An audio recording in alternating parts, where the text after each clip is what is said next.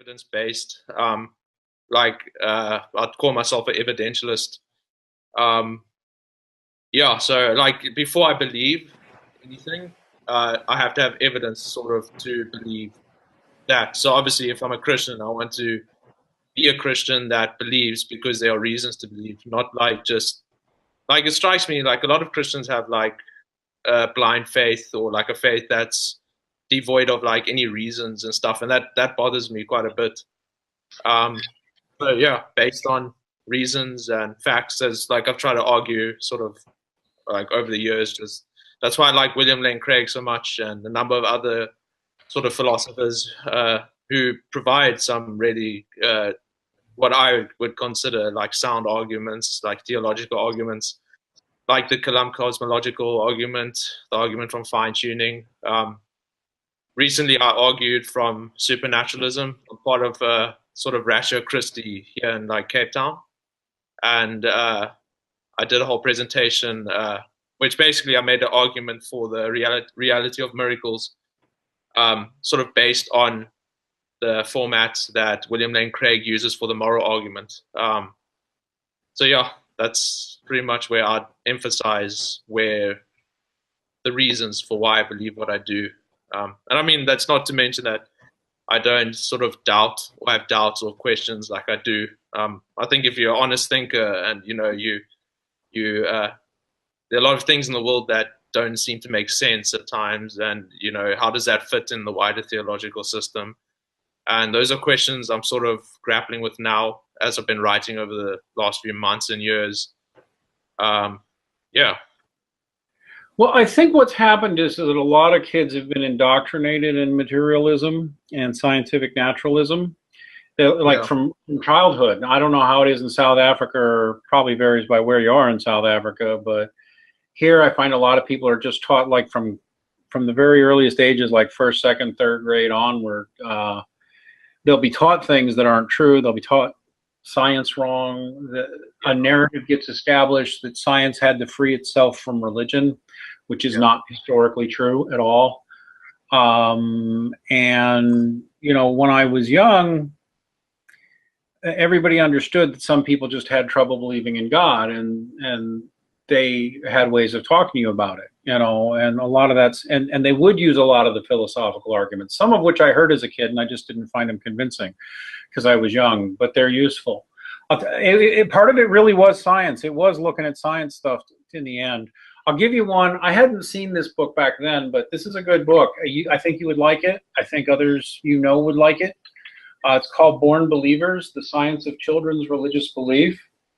I don't know if you've heard of Justin Barrett, but he's an anthropologist and psychologist at Oxford. Yeah. And, doing copious research, him and others concluded that a majority of children develop spiritual belief naturally. Yeah, I saw this study on this quite recently. That the whole sort of rhetoric that children or like you're born atheist or whatever, but like actually in fact people like babies and infants, they actually have some sort of knowledge of like, I wouldn't say the supernatural, but belief like in a higher power.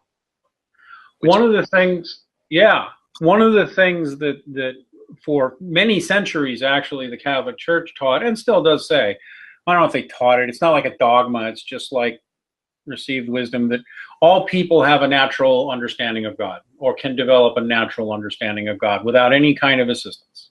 Yeah. They've actually thought that for a couple thousand years. They called it the sensus divinatus in Latin. I think in the East they called it the nous or something like that. But it was like everybody just knew this. You do have this natural sense, and kids develop it at a certain point. And some seem to lack it. And I was one of the ones lacking it. Because now today, I never had a sense. Well, we can talk about that in a minute. Let me finish on the book here. He puts the science to test that, and it is universal. Regardless of your race, or regardless of your language or your culture, the majority develop a spiritual sense, a sense that something is running things, something's out there besides what I can see, and that is the sensus divinitatis. That's what he's actually measuring there. I don't know if he calls it that, but every culture, every religion, and then so it's like you develop this normal spiritual sense, so you get curious about it, and then what's supposed to happen is the adults around you are supposed to teach it to you.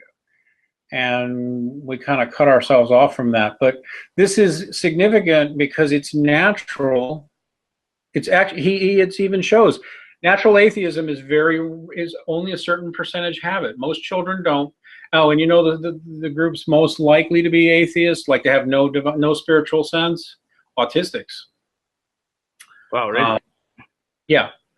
I don't remember if it's in this book, but I've seen it in other places. Autistics are about 10 times more likely than the general population to be atheist, which that's got to be significant somewhere. Yeah. And my own theory, because while I'm not autistic,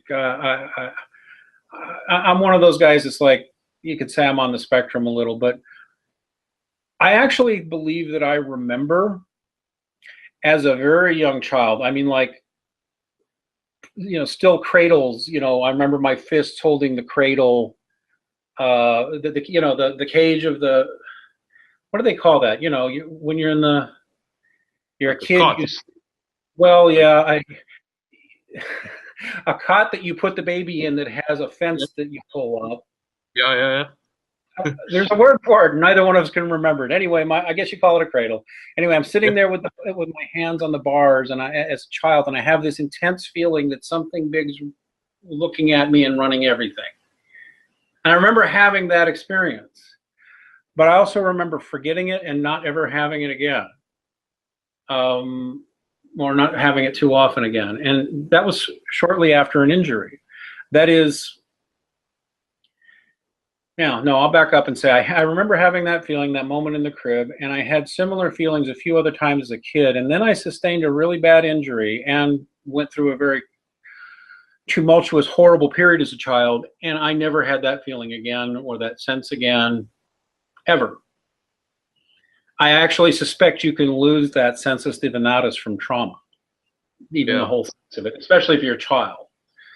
Like in the sense of personal trauma, or like, say, hitting your head on something, or I think it can be both kinds. In fact, just to get kind of geeky on you, I can tell you that within brain scans of the brain and what they say in current neuroscience, the changes in your brain from a physical trauma, an auto accident, breaking an arm, whatever, the changes in your brain are measurably almost identical to what they would call psychological trauma. So that, losing your arm and losing your mother will almost cause the same change in your brain, which is like, so spiritual pain is,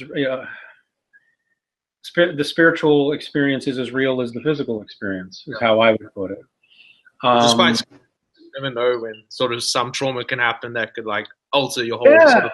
Yeah, so the trauma could be physical, could be entirely mental, or could be some of both. But I mean, I do think that happens to some people. That's probably especially the most emotional and easily upset atheists. Because I think what also happens, and I have autistic friends and autism in my family. And what I think I've noticed about most autists is that they develop a natural materialism. Like they get a hyper focus and all they understand is the physical. And so they kind of lose their ability to focus outside the physical. And so I think indoctrinating people in materialism or accepting materialist principles has caused atheism in a large generation. Yeah. Like, I mean, in one sense, like, I think, like, I wouldn't say, like, America and South Africa, like, enormously similar.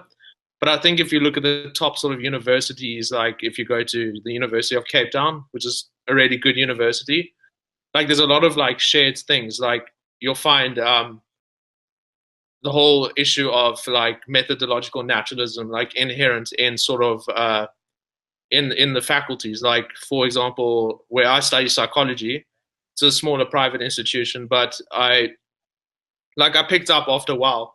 Well, even though my college was like traditionally seen as like a Christian college, like it's kind of changed hands now. Um, so it's technically not Christian, but like it's still mostly Christians. The teachers are Christian, and even the psychologists and everything. Like you'll find that this sort of methodological naturalism, like sort of rules like the environment. It's like it rules out things like, so if you talk about, you know, religion or God, it's like they're never sort of spoken in terms of actually being real.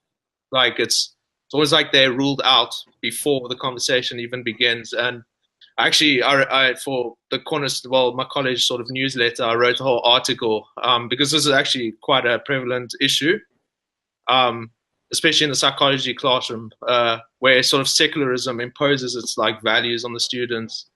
And Mm-hmm. like, yeah, I wrote the whole sort of article on that for like my college newsletter, and apparently it upset a couple of the lecturers who were themselves sort of like Christians. So I found that a bit odd, but yeah. So I think this sort of almost like a priori sort of acceptance of naturalism is an issue sort of in secular institutions.